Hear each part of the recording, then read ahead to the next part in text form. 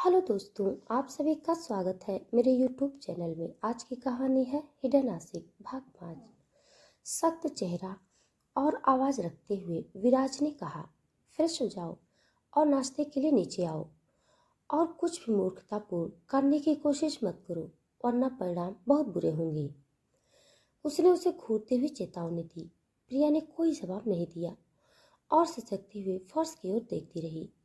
जब विराज को उसकी ओर से कोई उत्तर नहीं मिला तो उसने सख्ती से पूछा, समझी? उसे अब और गुस्से न करने के लिए वह फुसफुसाकर बोली, ठीक है। प्रिया के जवाब से संतुष्ट होकर उसने उसकी प्रशंसा की। अच्छी लड़की, और उसके कमरे से बाहर चला गया। अपने गालों से आंसू पोंछते हुए प्रिया ने अपने आसपास देखा और खुद को एक बड़े आलीशान बेडरूम में पाया। इसमें एक किंग साइज का बिस्तर था जो बर्फ के बहाव की तरह दिखता था। इतना सफ़ेद और मुलायम और ऊंचा था। एक बड़ी खिड़की जिसमें कलफदार सफ़ेद कपड़े का एक चौकोर पर्दा था जो एक सफ़ेद रस्सी के माध्यम से शीशे के ऊपर खींचा गया था। फर्नीचर, वॉलपेपर और हर चीज विलासिता की ओर इशारा कर रही थी। बड़ी जद्दोजहद के बाद वह खड़ी हुई और एक आधुनिक शैली के वॉशरूम में पहुंची। यह आकार में बेडरूम से छोटा था, जो सफ़ेद फर्श और टाइलों से बना था। खुद को आईने में देखते हुए उसने देखा कि रोने धोने के कारण उसकी आंखें सूज गई हैं। उसका रंग फीका लग रहा था। हल्के गर्म पानी से अपना चेहरा धोते हुए उसने आह भरी। वॉशरूम से बाहर आकर उसने बचने का उपाय सोचा। वह नीचे नहीं जाना चाहती थी। सोच विचार कर उसने निश्चय किया कि वह नीचे नहीं जाएगी। इस बार वह कमजोर नहीं होगी और उसे अपने लिए कुछ करना चाहिए। वह तेजी से खिड़की की ओर बढ़ी और उसे खोलने की कोशिश की, लेकिन दुर्भाग्य से वह बंद थी। वह उत्सुकता से अपने नाखून चबाते हुए दरवाजे की ओर दौड़ती है। बेडरूम से निकलकर वह गलियारे में घूमने लगी। वहाँ कई दरवाजे थे। सोचते हुए उसने हॉल के अंत में बने एक कमरे का दरवाजा खोला और अंदर चली गई। यह किताबों की अलमारियों से भरा एक विशाल कमरा था, जो बीच में एक टेबल और कुर्सी थी। इस बीच विराज डाइनिंग टेबल पर उसका इंतजार कर रहा था। उसने घड़ी की ओर देखा तो पाया कि 30 मिनट बीत चुके थे और वह अभी तक नहीं आई थी। वह गुस्से में उसके कमरे की ओर बढ़ गया। कमरे में पहुंचने पर उसे कमरा खाली मिला। यह सोचकर कि छोटी चुड़ैल अभी भी वॉशरूम में है, उसने दरवाज़ा खटखटाया। कोई प्रतिक्रिया न मिलने पर उसने धीरे से दरवाज़ा खोला। अरे, जब उसने देखा कि वॉशरूम भी खाली है तो उसने गाली दिया। गुस्से में वह कमरे से बाहर निकल गया। उसे ढूंढते हुए इधर उधर देखने लगा और अचानक उसकी नज़र अपने स्टडी के थोड़े खुले दरवाजे पर पड़ी। यह पहली बार था जब उसने किसी का अपहरण किया था और यह छोटी लड़की बहुत जिद्दी थी। अंदर प्रिया किसी ऐसी चीज की तलाश करने की कोशिश कर रही थी जो उसकी मदद कर सके। उसने खिड़की खोलने की कोशिश की, लेकिन अन्य कमरों की तरह वह भी बंद थी। ऐसा लग रहा था कि उसने अभी खिड़कियां बंद कर दी थी ताकि वह बच ना सके। कुछ न मिलने पर वह डेस्क की ओर लपकती है। वह उसकी दराज में देखने लगती है। सौभाग्य से इससे उसके अंदर एक सेल फोन मिला। भगवान का शुक्रिया अदा करते हुए उसने तुरंत इसे चालू कर दिया। अचानक दरवाजा धड़ाम से खुला। उसने ऊपर देखा तो विराज गुस्से से उसकी ओर आ रहा था। प्रिया के हाथ डर के मारे कांपने लगे, जिससे उसके हाथ से सेल फोन गिर गया। मैंने तुम्हें चेतावनी दी थी ना, है ना? वह चिल्लाते हुए उसकी ओर बढ़ा, जिसके कारण प्रिया को कदम पीछे करने पड़े। प्लीज मुझे, प्रिया ने बोलने की कोशिश की, लेकिन लगातार कांपने से उसे एक भी शब्द बोलने नहीं दिया। तुम क्या बेबी? विराज ने उसे दीवार के सहारे खड़ा करते हुए कहा। क्या तुमने सोचा था कि तुम इतनी आसानी से मुझसे दूर भाग सकती हो, है ना? उसने अजीब तरीके से उसके करीब आते हुए कहा। उसकी सांसें उसके चेहरे पर पड़ गई। प्रिया का दिल इतनी तेजी से धड़क रहा था कि उसे लगा कि यह उसके सीने से बाहर आने की कोशिश कर रहा है। यहाँ तक कि विराज भी इसे सुन सकता था। विराज की नज़र उसके कांपते होठों पर पड़ी, जो बहुत मोटे और प्यारे लग रहे थे, जो किसी को भी लुभाने के लिए तैयार थे। वह बस उन्हें काटना चाहता था। अचानक उसका ध्यान किसी की आवाज़ से परेशान हो गया। विराज, आप अंदर हैं? जैक ने अपने भाई की तलाश करते हुए पूछा। अरे, अब यहाँ वो क्या कर रहा है? झंझनाहट महसूस करते हुए विराज ने कहा। कुछ भी न सोचते हुए प्रिया ने चिल्लाने की कोशिश की। मदद करो, प्लीज मदद करो। विराज ने उसे रोकने के लिए तुरंत अपना हाथ उसके मुंह पर रख दिया।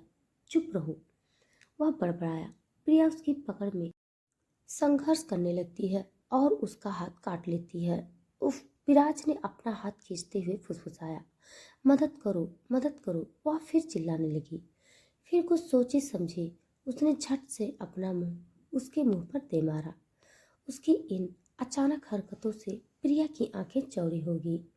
वह उसके कोमल पंखुड़ी जैसे होठों को काटने लगा, जिससे उसके शरीर में सिहरन दौड़ गई। उसने अपना एक हाथ उसकी नाजुक कमर के चारों ओर लपेटा और उसे अपनी छाती की ओर झटक दिया। विराज ने महसूस किया कि उसके शरीर को अपने विरुद्ध रखते हुए भी उसमें तीव्र पजेसिवनेस की फीलिंग पड़ रही थी। विराज ने अपने दूसरे हाथ से उसके बालों की मुट्ठी पकड़ ली और प्रिया का चेहरा ऊपर की ओर खींच लिया। उसकी कठोरता पर प्रिया के मुंह से एक आह निकल जाती है। इसका फायदा उठाते हुए उसने उसकी जीभ पर हावी होते हुए अपनी जीभ उसके मुंह के अंदर डाल दी। प्रिया को ऐसा लगता है कि उसका शोषण हो रहा है। ऐसा लग रहा था जैसे वह उसके शरीर, आत्मा और हर चीज पर हावी हो रहा था। विराज ने प्रिया को पूरी तरह से बाहर निकाल दिया। ऐसा लग रहा था जैसे उसने नियंत्रण खो दिया हो।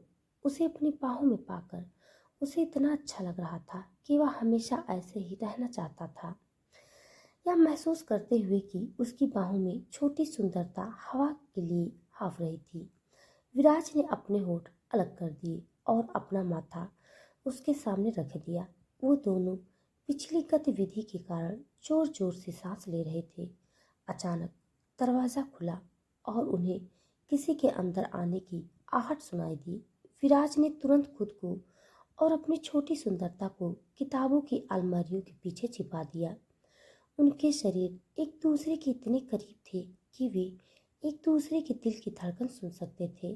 बेचारी प्रिया इस बार नहीं चिल्लाई, क्योंकि विराज के होठ उसके होठों से केवल 1 इंच की दूरी पर थे। अगर उसने दोबारा चिल्लाने की कोशिश की तो उसे चेतावनी दी गई, वह उसका सर्वनाश कर देगा। आखिर वह कहाँ है? कमरा खाली देखकर जय बुदबुदाया। वह सुबह से ही अपने भाई से संपर्क करने की कोशिश कर रहा था, क्योंकि वह फिर से किसी और झगड़े में था। अब इस मामले को सुलझाने के लिए उसे अपने भाई की जरूरत थी। उसकी कार बाहर खड़ी थी। वह यही होगा। मुझे नीचे इंतजार करना चाहिए, यह सोचते हुए वह कमरे से बाहर चला गया। अब उसका भाई चला गया तो विराज ने एक आह भरी। वह नहीं जानता था कि अगर वह अपने भाई को एक साथ पा लेता तो उससे क्या कहेगा। नीचे नजर डालते हुए उसने अपनी सुंदरता को देखा और डरी हुई थी। उसकी सांसें उसकी छोटी छोटी सांसों में आ रही थी। ऐसा लगता है कि तुम मुझे उकसाना पसंद करती हो, है ना? विराज ने मजाक किया। प्रिया ने डर के मारे अपना सिर नीचे कर लिया। वह उसके साथ क्या करेगा, इसका भय उसके अंदर चल रहा था। वह यह सोचकर घबरा रही थी कि वह उसके साथ क्या करेगा। मुझे देखो, विराज ने कहा, लेकिन प्रिया ने ऐसा नहीं किया। वह 1 इंच भी हिलने से डर रही थी। प्रिया की जबड़े को कसकर पकड़कर विराज ने उसका चेहरा ऊपर की ओर झुकाया और उसे अपनी आंखों में देखने को कहा। मैंने तुमसे अच्छा व्यवहार करने के लिए कहा था, लेकिन तुमने इसे गंभीरता से नहीं लिया। तुम्हें पता है कि तुम्हारे जैसे छोटी लड़कियों का क्या होता है जब वे एक बदमाश की तरह व्यवहार करती हैं। वह उसके कोमल गालों को सहलाते हुए बोला। उन्हें सजा मिलती है, बहुत कड़ी सजा। विराज ने उसके पीले चेहरे को देखते हुए मुस्कुराते हुए कहा। उसकी आंखों से आंसू गिरने लगे। और उसे सजा न देने की भीख मांगते हुए बोली, आई एम सॉरी। उसने हिचकी लेते हुए शैतान से दया मांगी। विराज का दिल उसकी छोटी छोटी हरकतों से पिघलने लगा, लेकिन उसने उस अजीब भावना को खारिज कर दिया और सोचा कि वह उसकी मासूमियत की झांसे में नहीं आएगा। उसे उसकी आज्ञा का पालन करना सीखना होगा। विराज ने उसे वापस उसके कमरे में ले जाने के लिए उसकी कलाई पकड़ ली। उसे कमरे के अंदर खींचकर बिस्तर पर पटक दिया। जब तक तुम आज्ञाकारी होना नहीं सीख जाती, तब तक तुम यहाँ बिना भोजन के रहोगी। उसने उस पर झपटा और चला गया। जाते समय उसने अंदर बिल्ली के बच्चे पर भरोसा न करते हुए बाहर से दरवाज़ा बंद कर दिया। नीचे उतरते हुए विराज ने अपने भाई को लॉबी में उसका इंतजार करते हुए देखा। अरे भाई, मुझे तुम्हारी याद आई, जैक ने मुस्कुराते हुए कहा। तुम यहाँ क्यों हो? विराज ने सोफे पर बैठते हुए पूछा। असभ्य कमीने, जैक ने चुपचाप बुदबुदाया। मैं तुम्हें सुन सकता हूँ जैक, विराज ने उस पर अपनी निगाहें सिकोड़ते हुए कहा। आप यहाँ अकेले क्यों हैं? सारा स्टाफ कहाँ है? जैक ने चारों ओर देखते हुए पूछा। विराज ने प्रिया को यहाँ लाने से पहले सभी कर्मचारियों को छुट्टी दे दी, क्योंकि वह नहीं चाहता था कि इस बात के बारे में किसी को पता चले, बाद में कोई समस्या न हो। इसीलिए उन्होंने उनसे कुछ खाना बनाने और जाने के लिए कहा। मैंने उन्हें एक दिन की छुट्टी दे दी। अब मुझे बताओ, तुम यहाँ क्यों हो? विराज ने पूछा। उसकी आवाज़ में चिड़चिड़ापन झलक रहा था। थोड़ी सी समस्या है, मुझे आपकी मदद की ज़रूरत है, जैक ने झिझकते हुए कहा। इस बार क्या हुआ? विराज ने हल्के सर दर्द के कारण अपनी कनपट्टी पर मालिश करते हुए पूछा। यह उसके लिए बहुत कठिन सुबह थी। ऊपर की मंजिल पर बंद छोटी सुंदरता की वजह से मैंने राष्ट्रपति के बेटे का पैर तोड़ दिया, जैक ने उत्तर दिया। वह घबराहट से अपनी गर्दन रगड़ रहा था। क्या? विराज चौंकने वाली खबर सुनकर चौंक गया। क्या तुम मूर्ख हो? तुमने ऐसा क्यों किया? वह उस पर चिल्लाया। वह मुझे उकसाता रहा। विराज, मैंने खुद को नियंत्रित करने की कोशिश की, लेकिन उस गधे ने यह कहते हुए पिताजी को इस सब में शामिल कर लिया कि मैं एक बलात्कारी का बेटा हूँ, जैक चिल्लाकर बोला। विराज ने खुद को शांत करने के लिए एक लंबी सांस ली। उनके पिता का विषय उनके और उनके परिवार के लिए संवेदनशील था और वे सभी लोग उन्हें नीचे गिराना चाहते थे। उन्होंने उनके खिलाफ इसका इस्तेमाल करने का कोई मौका नहीं छोड़ा। चिंता मत करो, मैं देख लूँगा, सब ठीक हो जाएगा, विराज ने जवाब दिया। मुझे ऐसे ही आशा है, जैक ने आह भरी। तो दोस्तों, आज के लिए बस इतना। इसके आगे का भाग जानने के लिए आप सब मेरे साथ बने रहिए।